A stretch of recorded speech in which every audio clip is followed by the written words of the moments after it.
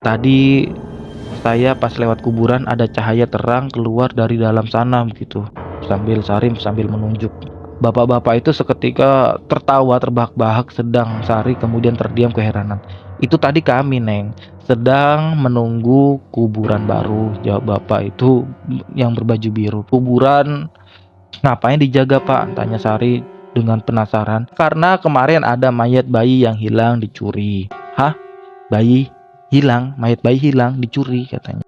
Assalamualaikum warahmatullahi wabarakatuh. Apa kabar teman-teman? Semoga dalam keadaan sehat walafiat. Terima kasih teman-teman yang sudah membuka video ini. Dan ini merupakan video lanjutan gulai daging ibu, gulai daging emak yang sudah di episode yang ketiga. Dan kalau misalkan teman-teman nonton video ini, bagusnya teman-teman nonton video-video sebelumnya supaya nyambung, supaya semakin seru gitu. Linknya saya tulis di kolom deskripsi. Ya, gak usah lama-lama, kita lanjut ke ceritanya.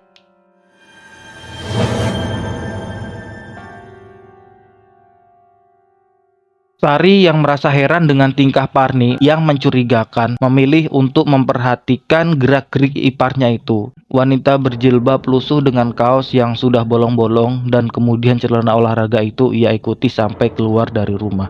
Nggak ada yang mencurigakan, hanya karung putih yang dia bawa. Sebenarnya ia ini mau kemana? Malam-malam gini kok membawa karung? Apa dia mau mencari plastik bekas, mulung, atau mau kemana? Sari kemudian menggeleng-gelengkan kepala. Nggak ingin banyak menaruh curiga. Ia tahu Parni itu adalah orang yang baik. Nggak mungkin berlaku jahat dengan siapapun. Sampai punggung Parni hilang dari pandangan sudah jauh begitu kan. Barulah Sari kemudian membalikkan tubuh dan kemudian menutup pintu dengan pelan. Sari hatinya masih dilanda gundah memikirkan nasib mamanya yang memaksa pulang sendirian. Bukannya Sari tega, tapi ia memang takut untuk kembali lewat kuburan tadi. Trauma yang amat-amat mendalam. Rasa haus tiba-tiba dirasakan oleh Sari, ya nggak tertahankan lagi. Kemudian matanya menelusuri ke segala arah di dalam ruangan itu. Sudah teramat lama ia nggak kembali ke rumah reot yang lantainya masih sebagian besar adalah tanah. Dindingnya bolong-bolong termakan oleh rayap di bagian bawah, pakaian menumpuk di sembarang tempat. Sari hanya bisa mengelus dada. Wanita bertubuh ramping dan mata bulat itu dan rambut pendek itu kemudian melangkah ke arah dapur, mencari tempat minum air kembali. Ludahnya rasa tertahan di kerongkongan saat melihat keadaan dapurnya yang ia rasa sangat berantakan. Tatapan matanya terhenti pada panci yang belum tercuci. Rasa ngeri menjalari batinnya. Ia rasakan ya, tulang. Bibirnya bergetar saat mengucapkan kata yang ia lihat itu. Tulang panjang terpampang di dalam panci yang tersembunyi di bawah meja kayu. Kemudian Sari mengusap wajahnya dengan sangat kasar. Tulang apa itu? Ia beringsut mundur dan tubuhnya menyentuh kulkas. Sari kemudian berbalik berniat membuka kulkas yang sebagian sudah digrogi oleh karat. Rasa hausnya sudah nggak bisa ditahan lagi saat ia kemudian membuka kulkas, matanya langsung melebar. Bercak darah di dinding kulkas membuat perutnya itu berasa mual. Sari segera menutup kulkas karena bau anyir yang sangat menyengat dan menusuk ke hidungnya. Sari kemudian berlarian kecil menuju kamar mandi yang terletak di luar rumah. Perutnya seperti diputar-putar, mual nggak terkira.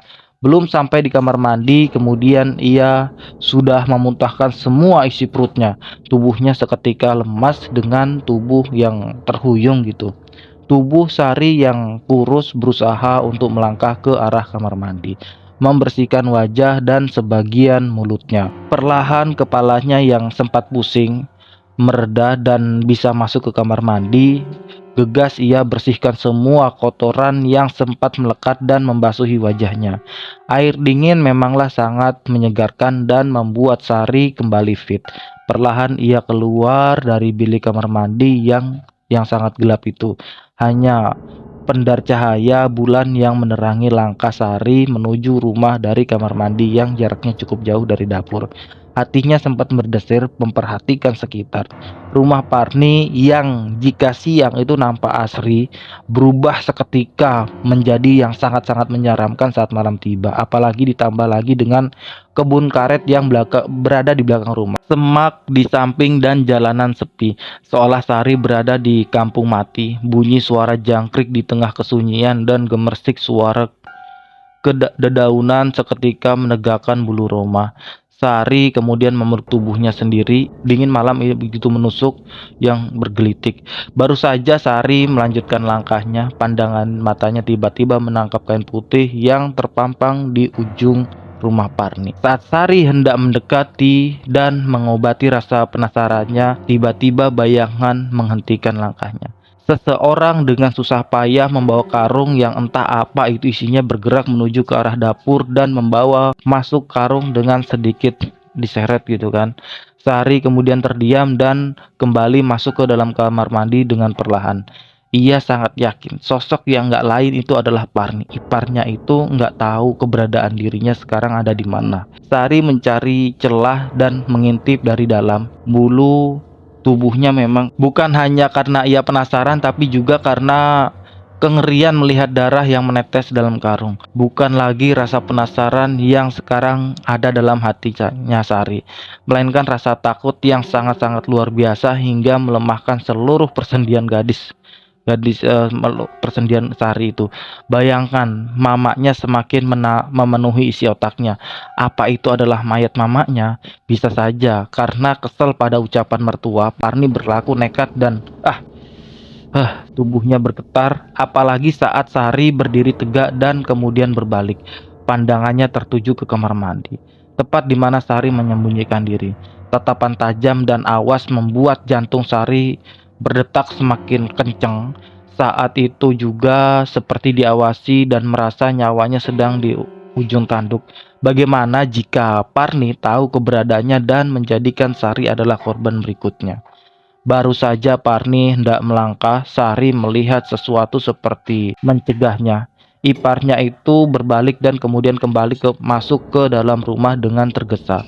Sari mengurutkan dadanya dengan pelan, mengucap syukur yang enggak terkira. Ia kemudian membuka pintu kamar mandi pelan saat ia yakin keadaan kembali aman.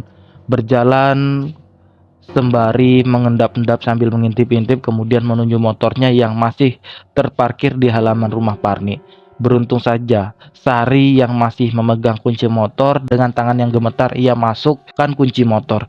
Tanpa membuang waktu, Sari langsung kabur ngebut membawa motor Beat merah kesayangan melaju kencang di tengah kesunyian malam. Keringatnya dengan deras menetes, bukan karena pikiran yang kini merajai otaknya, tetapi juga karena ia mengkhawatirkan nasib si mamanya ini, si Halimah tadi ini.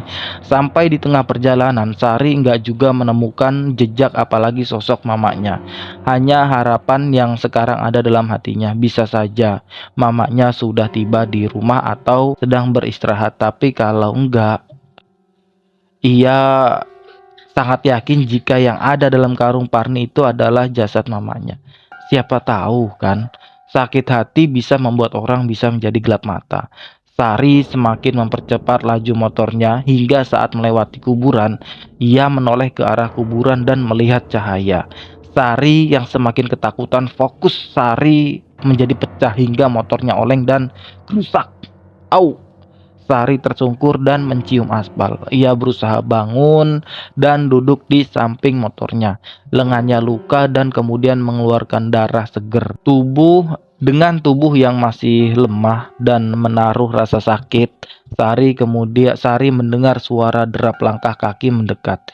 Sari menutup wajahnya dengan tangannya, takut jika yang datang ini adalah makhluk yang menyeramkan dari dalam kuburan. Pikiran Sari ini, entahlah, Sari sudah nggak mampu berpikir jernih. Rasa takut mendominasi pikirannya saat ini. Neng, ya ampun, Neng ngapain ngebut-ngebut sih? Luka gak? Katanya. Sari berkesiap mendengar suara seseorang. Perlahan ia membuka tangannya dan melihat ke arah kaki. Menapak. Berarti itu adalah manusia. Perlahan Sari menengadahkan dan mendapati beberapa orang lelaki menatapnya dengan tatapan heran. Salah satu dari mereka membantu Sari berdiri. "Kenapa sih kamu kok ngebut-ngebut, Neng?" tanya seorang di antara bapak-bapak yang berjumlah 5 orang itu. Saya takut. Tadi saya pas lewat kuburan ada cahaya terang keluar dari dalam sana," begitu. Sambil menunjuk. Bapak-bapak itu seketika tertawa terbahak-bahak, sedang Sari kemudian terdiam keheranan. "Itu tadi kami, Neng, sedang menunggu kuburan baru," jawab bapak itu yang berbaju biru. "Kuburan ngapain dijaga, Pak?" tanya Sari dengan penasaran. "Karena kemarin ada mayat bayi yang hilang dicuri." "Hah? Bayi hilang? Mayat bayi hilang dicuri?" katanya.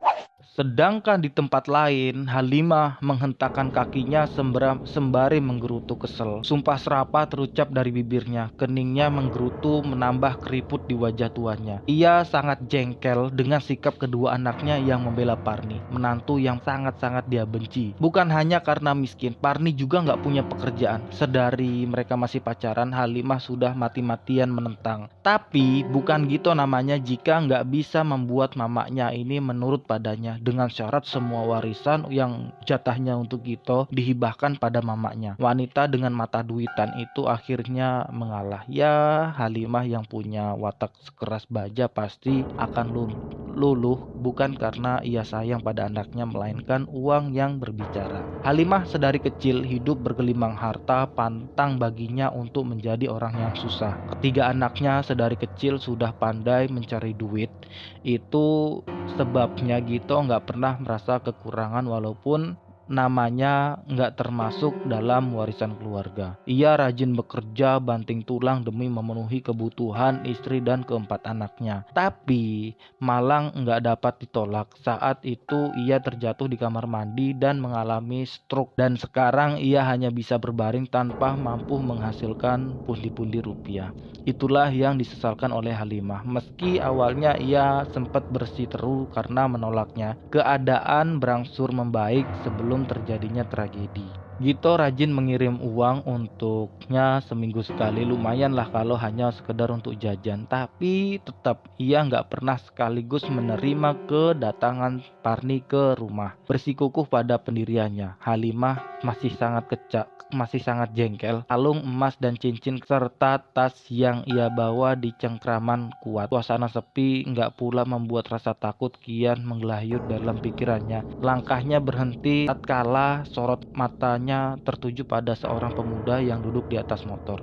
Pemuda itu sedari tadi memperhatikan langkah Halimah yang tergesa. Kemudian pemuda itu tanya, "Ojek, Nek?" katanya, nawarkan.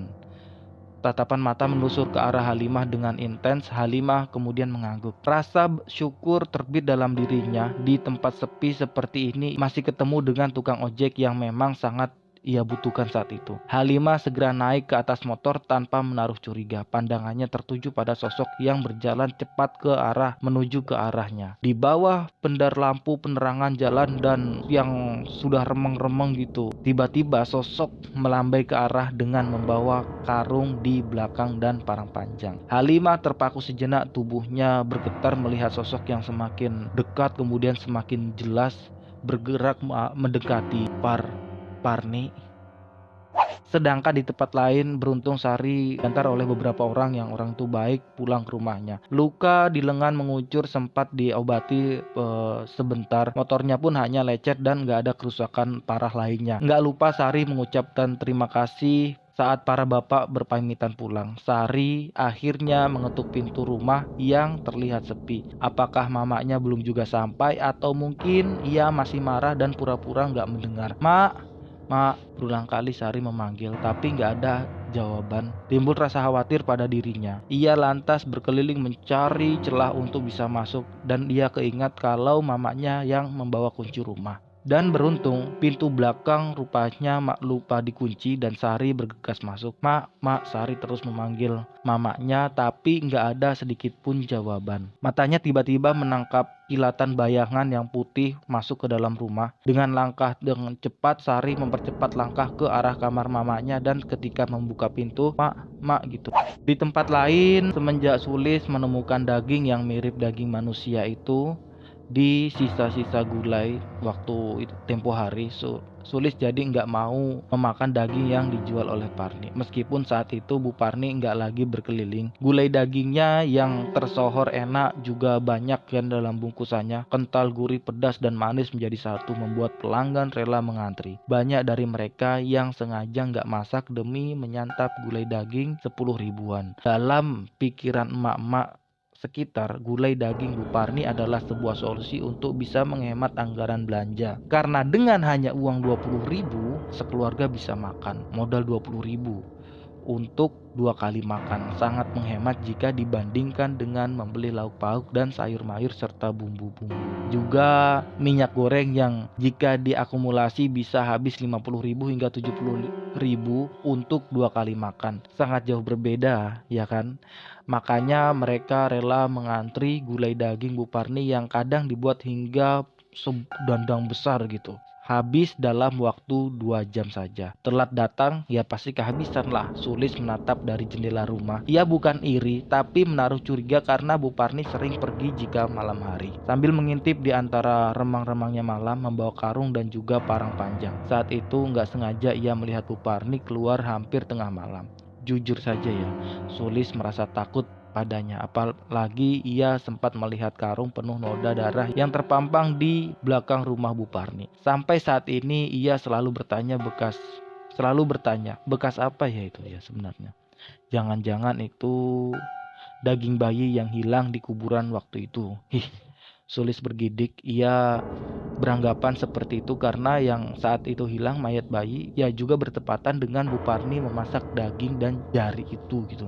Serupa jari bayi, tapi Sulis nggak mau mengungkapkannya pada orang lain. Ia sangat-sangat takut jika sampai Bu Parni tahu dan mengakibatkan dirinya lah yang akan menjadi korban berikutnya. Masih terngiang sorot mata Bu Parni kala itu ketahuan mengintip di belakang rumah dan kepo dengan kehidupan wanita dengan paruh baya itu. Sangat menakutkan dan penuh misteri.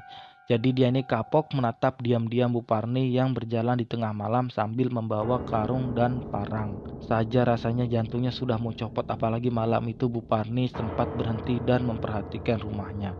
Sembari tersenyum yang bagi Sulis nampak sangat menakutkan gitu.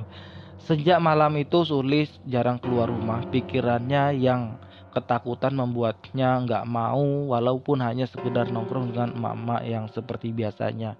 Menjemur pakaian pun ia lakukan di dalam rumah. Sebisa mungkin ia menghindar bertemu Bu Parni. Beruntung saja Bu Parni nggak pernah datang meminta bantuan apapun, termasuk meminta nasi-nasi bekas seperti biasanya. Bu Parni baginya seperti sosok monster yang kapan saja bisa mengancam nyawanya. Masih terbayang nikmatnya daging gulai yang memang memanjakan lidah, tapi kemudian rasa mual melanda saat ia mengingat benda yang seperti jari tangan. Sulis hanya bisa mengurung diri di dalam rumah beserta anak sematawayangnya. Ia kemudian ingin segera pindah, nggak ingin hidup berdekatan dengan psikopat dan seorang kanibal. Meskipun nggak ada bukti yang ia dapati dan hanya pikiran buruk yang merajai, tetapi tetap saja Sulis merasa takut dan nggak ingin tinggal berlama-lama di sini. Ia nggak dapat membayangkan jika suatu saat nanti Bu Parni datang kemudian menjadikannya daging gulai atau anaknya yang dijadikan gulai. Ya, jadi terima kasih yang sudah menyaksikan video ini dari awal sampai akhir ya, walaupun diloncat-loncat ataupun gak selesai. Jadi kalau misalkan teman-teman masih penasaran, jangan lupa di like, di komen, dan di subscribe agar nggak ketinggalan episode-episode selanjutnya.